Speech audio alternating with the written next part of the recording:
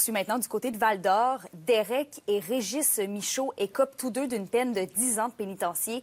Félix, la sentence tombe après que les deux frères aient récemment plaidé coupables d'un homicide involontaire sur Johnny Nayacite. Oui, exactement. Et c'est une accusation qui est moindre par rapport à l'accusation auquel il faisait face, donc de meurtre au deuxième degré. Les événements remontent à la Saint-Jean-Baptiste 2022. Derek a commencé la bagarre avec M. Nayacite pour un geste antérieur jugé inapproprié. Par la suite, son frère l'a rejoint et à la suite de la bagarre, ils ont laissé le corps de M. Nayacite à l'agonie sur le perron d'un voisin. La victime est par la suite décédée, comme l'a révélé l'autopsie. Et les frères étaient détenus depuis 2022, donc ils ont déjà purgé une partie de leur peine. Et ça, il y a du temps préventif qui va être calculé, donc il va leur rester environ un peu plus de 6 ans à purger là, dans un pénitencier fédéral. Le juge a également ordonné là, un échantillon d'ADN obligatoire dans les deux cas, donc ils vont être fichés dans le fond, dans les données d'ADN.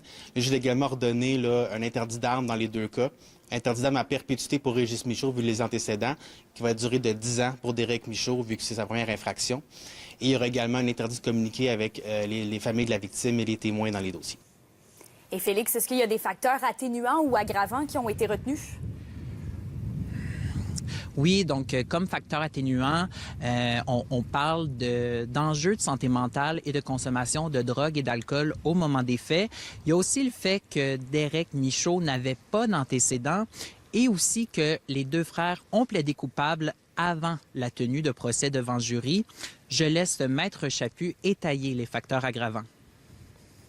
Comme facteur aggravant, on a noté que dans le cas de Régis Michaud, il y a une feuille de route assez longue en matière là, de crimes, notamment avec violence. Il n'y a pas reçu des peines lourdes, par exemple, dans ces cas-là, souvent des probations, des troubles communautaires, mais quand même, il y a quelques infractions en semblable matière. Il y a aussi le facteur aggravant du fait que la disposition de la victime a été faite, je dirais, assez cavalière. Là. Donc, ils ont abandonné le corps sur le perron du voisin. Donc, ça a été retenu par la juge comme un facteur aggravant. Et aussi le caractère violent du crime. Donc, la victime a été battue à coups de poing, à coups de pied, qui est quand même assez violent là, comme mort. On pense qu'on peut en convenir. Donc, c'est un facteur aussi aggravant qui a été retenu. En terminant, Emilia, seulement mentionner que les deux frères seront suivis durant leurs années en prison pour évaluer les conditions à mettre en place une fois qu'ils en sortiront. Merci Félix pour les précisions.